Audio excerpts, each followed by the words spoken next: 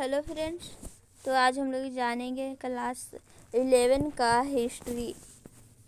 तो आइए इसका क्वेश्चन आंसर करते हैं चैप्टर 3 का। चैप्टर 3 का नाम है यवर साम्राज्य। तो आइए क्वेश्चन आंसर उसका करते हैं। अति लघु उत्तरीय प्रश्न है। क्वेश्चन नंबर 1, खानाबदोश मंगोल जाति का निवास स्थान कहाँ था? तो इसका राइट आंसर हो जाएगा मंगोल जाति का निवास स्थान मंगोलिया था। मंगोल जाति का निवास स्थान मंगोलिया था। क्वेश्चन नंबर 2 है, चंगेज खान का जन्म कब और कहाँ हुआ था? तो इसका राइट आंसर हो जाएगा चंगेज खान का जन्म 1162 ईस्वी में लगभग में आधुनिक मंगोलिया के उत्तरी भाग में आनोन नदी के निकट में हुआ था। क्वेश्चन नंबर 3 है, मंगोल कौन था और उनका निवास स्थान कहाँ था? तो मंगल विधि जन समुदाय की एक प्रजाति है जिसका निवास स्थान आधुनिक मंगोलिया राज्य है। क्वेश्चन नंबर 4 है, चंगेज खान को समुद्री खान की उपाधि क्यों दी गई? तो 1206 ईस्वी में जमुका और नेमन के लोगों को पराजित करने के कारण कुरिलताई सभा ने चंगेज खान को समुद्री खान या सार्वभौम शासक की उपाधि प्रदान किया। साथ ही उसे मंगोलों का महानायक ग्रेट खान की भी घोषित किया। क्वेश्चन नंबर 5 है। क्वेश्चन नंबर 5, चीनी शासकों ने महान दीवार का निर्माण क्यों करवाया? चीनी शासकों ने महान दीवार का निर्माण क्यों करवाया? तो राइट आंसर हो जाएगा यवर कबीलों के बार बार आक्रमण व लूट से सुरक्षा के लिए चीनी को शासकों ने महान दीवार का निर्माण करवाया था। क्वेश्चन नंबर 6 है, यास क्या है?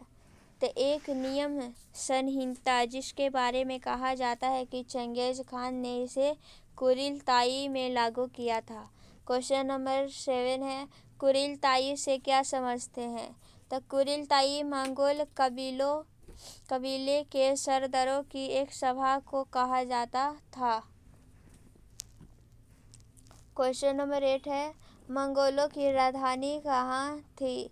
तो मंगोलों की राजधानी मंगोलिया के कराकोरम शहर में थी। क्वेश्चन नंबर 9 है, मंगोल राजधानी कराकोरम से पिकनिक चिन्ह किसने हस्तांतरित किया? इसका राइट आंसर हो जाएगा कुबलाई खान ने मंगोल राजधानी कराकोरम से पिकिंग हस्तांतरित किया। क्वेश्चन नंबर 10 है, मार्को पोलो कहाँ का निवासी था और किसके शासनकाल में चीन गया था? तो इसका राइट आंसर हो जाएगा मार्को पोलो वेनिस इटली का निवासी था और कुबलाई खां के शासनकाल में चीन गया था। तो अति लघु उत्तरीय प्रश्न में सारा के सारा करा दी हूँ। आइए अब लघु उत्तरीय प्रश्न करते हैं। तो आइए स्टार्ट करते हैं। क्वेश्चन नंबर 1 है, यवर साम्राज्य से आप क्या समझते हैं? इसका आंसर हो जाएगा यवर साम्राज्य मंगोलिया के घुमंत खानाबदोश प्रजाति द्वारा बनाया गया एक साम्राज्य है। इसकी स्थापना चंगेज खान के नेतृत्व में 13वीं सदी में किया गया था। ये घुमंतु प्रजाति थे जिनका मुख्य व्यवसाय पशुपालन और शिकार था। उन सभी को एकत्रित करके एक विशाल साम्राज्य का निर्माण किया गया जिसे अष्टपी साम्राज्य में मध्य एशियाई साम्राज्य या मंगोल साम्राज्य भी कहा जाता है। क्वेश्चन नंबर 2 है, मंगोल के लिए व्यापार क्यों इतना महत्वपूर्ण था? मंगोल के लिए व्यापार क्यों इतना महत्वपूर्ण था? तो इसका राइट आंसर हो जाएगा मंगोल मध्य एशिया के स्टेपीज प्रदेश के रहने वाले लोग थे। वहाँ की भूमि कृषि योग्य नहीं है। फलस्वरूप अपनी जरूरत के लिए व्यापार को अत्यधिक महत्व दिए। वे लोग चीन से कृषि उत्पाद और लोहे के उपकरण का आयात करते थे, जिसके बदले में चीनियों को घोड़े, पशु खाल, शिकार आदि की वस्तुएं देते थे। क्वेश्चन नंबर 3 है, चंगेज खान की साम्राज्य विस्तार पर प्रकाश डालिए। तो चंगेज खान 1206 ईस्वी में मंगोल का सार्वभौम शासक घोषित हुआ और चीन के उत्तर पश्चिम प्रांत, जो भी शिया लोगों के अधीन था, उसे 1209 ईस्वी में परास्त किया। 1213 ईस्वी में चीन की महान दीवार का अतिक्रमण किया और 1215 ईस्वी में पेकिंग नगर को लूटा, जिससे मंगोलों का साम्राज्य आमू दरिया, तुरान और ख्वारिज़्म राज्य तक विस्तृत हो गया। ख्वारिज़्म के सुल्तान मोहम्मद को करारी शिकस्त देने के लिए मंगोल सेनाएं अज़रबैजान तक चली गई और क्रीमिया में रूसी सेनाओं को हराने के साथ साथ उन्होंने कैस्पियन सागर को घेर लिया। साथ ही इसकी सेनाएं अफगानिस्तान और सिंध प्रदेश तक विस्तृत हो गई।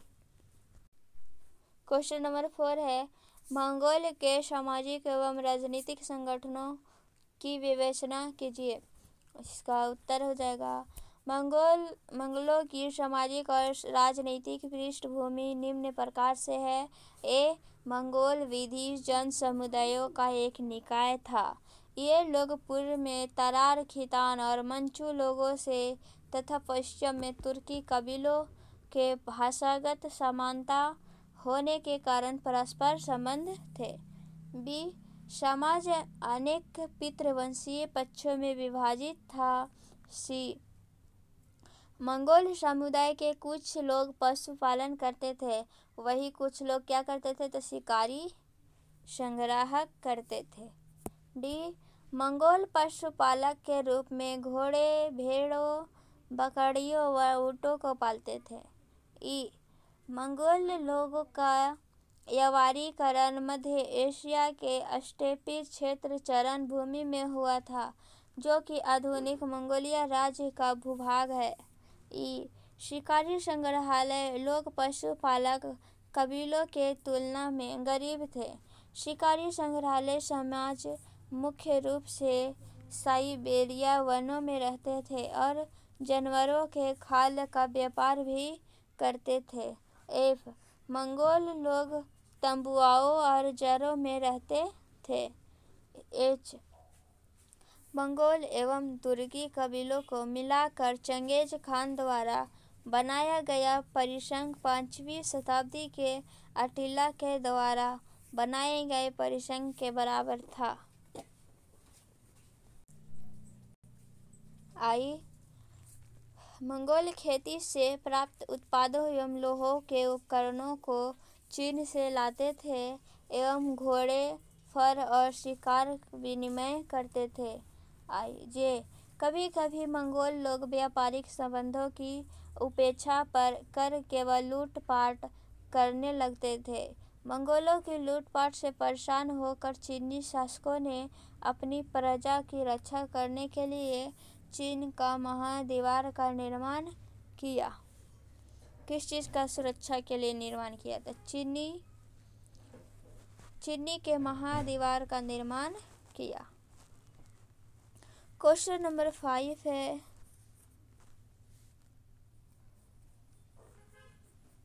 मंगोल आक्रमण के विश्व इतिहास पर क्या प्रभाव पड़ा? तो मंगोल साम्राज्य के विस्तार होने से पुरानी सरकारों के पतन शुरू हुए, साथ ही नवीन राज्य के गठन, प्रशासनिक विकास और संस्थागत निकायों का प्रयोग शुरू हुआ।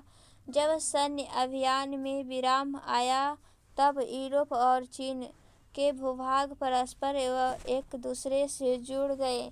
जिसके फलस्वरूप शांति और व्यापारिक संबंध मजबूत हुए। मंगोलों की देखरेख में रेशम मार्ग पर एक व्यापार और भ्रमण अपने शिखर पर पहुंचा।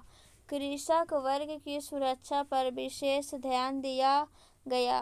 कृषकों का कत्लेआम रोका गया। मंगोल ने विकसित राज्यों से नागरिक प्रशासकों को अपने यहाँ भर्ती कर लिया था। इनका कभी कभी एक स्थान से दूसरे स्थान पर पदस्थापन भी किया जाता था, जैसे चीनी सचिवों का ईरान और ईरानी सचिवों का चीन में हस्तांतरित किया जाता था, जिससे प्रशासकीय गुणों का विकास हुआ। मंगोल साम्राज्य काफी विस्तृत था, जिसमें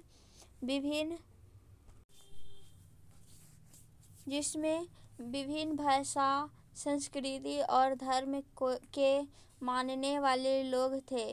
क्योंकि मंगोल भी धर्म के मामले में सहिष्णु थे, वे किसी के भी धर्म के व्यक्तिगत अधिकार पर रोक नहीं लगाए।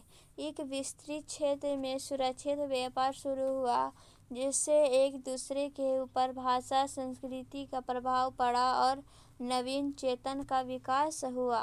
दीर्घोत्तरीय प्रश्न,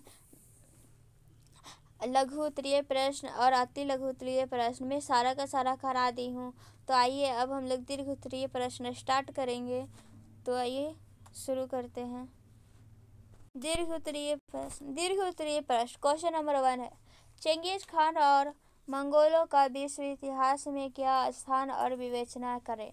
उत्तर है चंगेज खान, जिसके नाम से यह कल्पना स्वाभाविक रूप से आती है कि वह व्यक्ति जो भी विजेता है, नगरों को ध्वस्त करने वाला और जो हजारों लोगों की मृत्यु उत्तरदायी है, जिसे 13वीं शताब्दी के चीन, ईरान और पूर्वी यूरोप के लोग भय और घृणा की दृष्टि से देखते थे। फिर भी मंगोल के लिए चंगेज खान अब तक का सबसे महान शासक था। उसने मंगोल को संगठित किया, लंबे समय से चली आ रही कबीलाई लड़ाइयाँ और चीनियों के शोषण से मुक्ति दिलवाई, साथ ही यवर कबीलाओं को समृद्ध बनाया और एक शानदार महाद्वीपीय साम्राज्य का निर्माण किया, जिसके फलस्वरूप व्यापार, रास्तों और बाजारों का पूर्ण स्थापन हुआ। और इस समृद्धि के दौर में कई यात्री उत्सुकता वंश जैसे वेनिस का मार्को पोलो आदि लोगों वहाँ यंत्र को उत्सुक हुए। मंगोल द्वारा अधीन किए गए राज्य, जिसमें विभिन्न धर्म, आस्था और भाषा के संबंध रखने वाले लोग थे, उसके सार्वजनिक नीति पर उन्होंने कभी कभी भी अपने व्यक्तिगत मत को नहीं थोपे तथा सभी जाति और धर्म के लोगों को अपने यहाँ प्रशासन और हथियारबंद सैनिक के रूप में भर्ती किया। इनका शासन बहुजातीय, बहुभाषी, बहुधार्मिक था, जिसको अपने बहुविध संविधान का कोई भय नहीं था। मंगोल द्वारा स्थापित यवर शासन इतिहास में एक उदाहरण था, जिन्होंने अपनी उच्च महाकाव्यांश का परिचय देते हुए एक परिसंघ का निर्माण किया और परमहाद्वीपीय साम्राज्य बनाया। आज वर्तमान समय में मंगोलिया जब रूसी नियंत्रण से मुक्त होकर स्वतंत्र राज्य के रूप में अपनी पहचान बना रहा था, तब उसने चंगेज खान को एक महान राष्ट्र नायक के रूप में पहचान दिया है और उसकी उपलब्धियां का वर्णन गर्व के साथ किया जाता है। मंगोलिया में चंगेज खान को एक राधाई व्यक्ति के रूप में सम्मान दिया गया है। क्वेश्चन नंबर 2 है, यवन साम्राज्य की स्थापना के क्या कारण थे और साथ ही इसके पतन के कारण बताएं। तो आइए इसका जानते हैं आंसर। यवन साम्राज्य की स्थापना चंगेज खान के नेतृत्व में की गई थी, जो इतिहास में एक अद्वितीय स्थान रखा है। इसके स्थापना के लिए निम्नलिखित कारण है। ए, संघर्ष से एकता। मंगोल का निवास स्थान स्टेपी प्रदेश उर्वर भूमि नहीं है, जिससे भोजन के लिए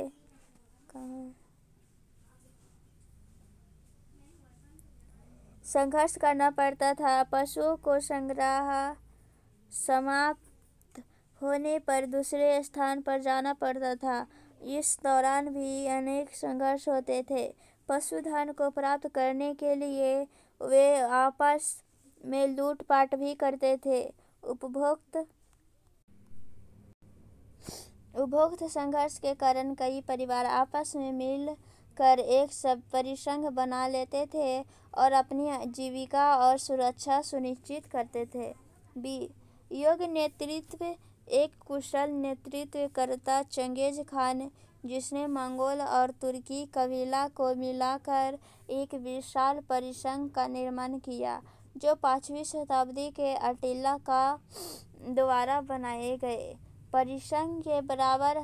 चंगेज खान के परिसंघ की राजनीतिक व्यवस्था बहुत अधिक अस्थायी थी और चीन, ईरान और पूर्वी यूरोपीय देशों के सशस्त्र सेनाओं का मुकाबला करने में सक्षम था।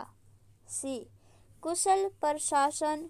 मंगोल ने अपने अधीन राज्यों में उनकी कृषि अर्थव्यवस्थाएं, नगरीय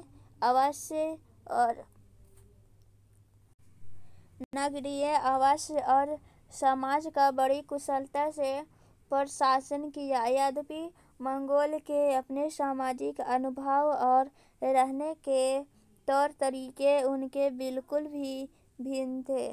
डी, अनिवार्य व्यापार। स्टेपी क्षेत्र में संसाधनों की कमी के कारण व्यापार एक अनिवार्य विकल्प था।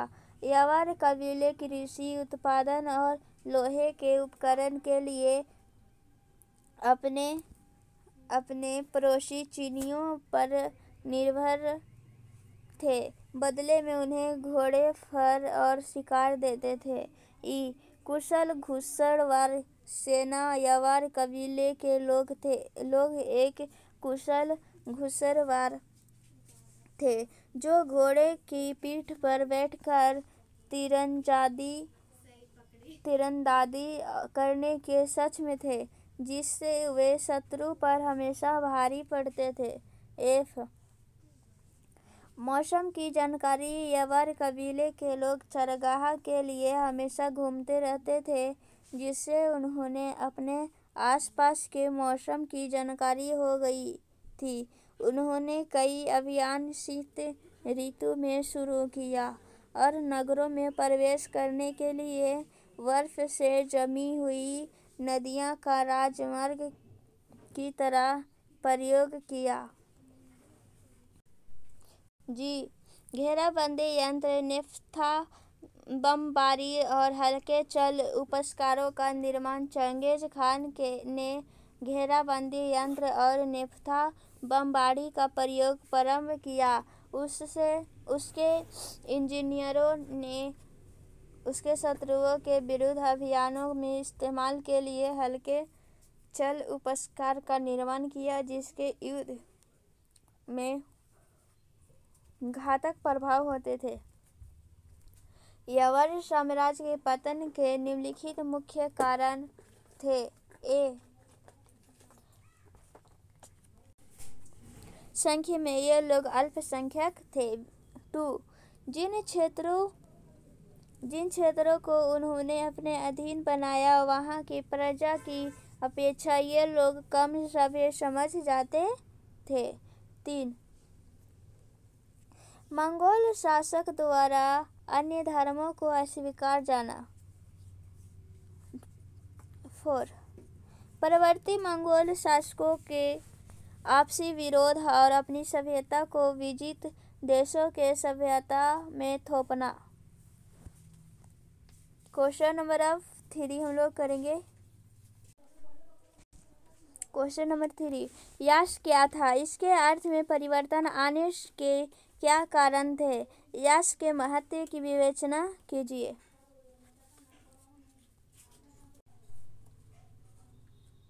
यास एक विधि संहिता था जिसे चंगेज खान ने 1206 ईस्वी में करिलताई महापरिषद में लागू किया था। यास प्रारंभिक स्वरूप में यास को यासक लिखा जाता था, जिसका अर्थ है विधि, आज्ञापित व आदेश। वास्तव में जो थोड़ा बहुत विवरण यास के बारे में मिलता है उसका संबंध प्रशासनिक नियमों से है, जैसे आखेट, सैन्य और डाक प्रणाली का संगठन। यास के अर्थ में परिवर्तन आने के कारण को समझने के लिए उस समय घटने वाली घटनाओं से समझा जा सकता है। चंगेज खान के वंशज यह भली भांति समझ चुके थे जिस प्रकार चंगेज खान ने आतंक और नरसंहार के द्वारा अपना वर्चस्व। यास के अर्थ में परिवर्तन आने के कारण को समझने के लिए उस समय घटने वाली घटनाओं से समझा जा सकता है।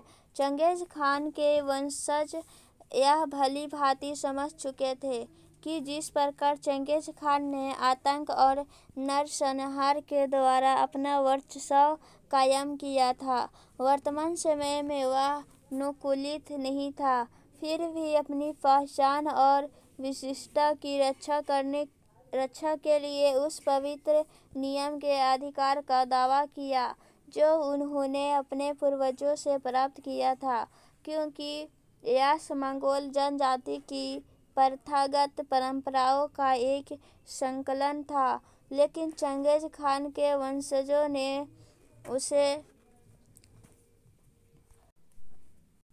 उसे चंगेज खान की विधि संहिता कहकर मूसा और सुमेलन की शांति अपने समुदाय के एक स्मृति कर का होने का दावा किया। यास के नियम मंगोल साम्राज्य के अधीन राज्यों पर लागू नहीं किया जा सकता, क्योंकि वहाँ के निवासियों के अपने इतिहास, संस्कृति और नियम थे। चंगेज खान के वंशजों ने अपने अधिकार के दावा के लिए यास के नियम को लागू किया, लेकिन चंगेज खान की तरह कठोरता का अभाव था। उदाहरण स्वरूप, जिस प्रकार चंगेज खान ने 1221 में बुखारा के उत्सव मैदान में वहाँ के निवासियों को भर्त्सना की थी, बाद के समय में चंगेज खान के सबसे बड़े पुत्र जोशी के वंशज अब्दुल्ला खान ने इस उत्सव मैदान में छुट्टी की नमाज अदा किया, जिसे यास के नियम के अनुसार बताया गया। यास का नियम मंगोल के समय विचारधारा वाले लोग को एकत्रित करने के काम आया। इसने कबीलाई पहचान दिया तथा पराजित लोगों पर इस नियम को लागू करने का आत्मविश्वास भी दिया। यास एक बहुत ही सशक्त विचारधारा थी। निश्चित रूप से यह चंगेज खान की कल्पना शक्ति से प्रेरित था, जिससे विश्वव्यापी मंगोल राज्य का निर्माण में अहम भूमिका निभाई। तो थैंक यू फ्रेंड्स। मैं आज अति लघु और लघु उत्तरीय, दीर्घ उत्तरीय प्रश्न में सारा का सारा करा चुकी हूँ।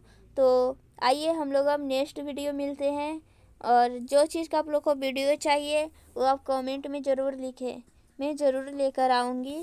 Thank you friends. Like, share, comment ज़रूर करें। तो thank you friends, next video में मिलते हैं।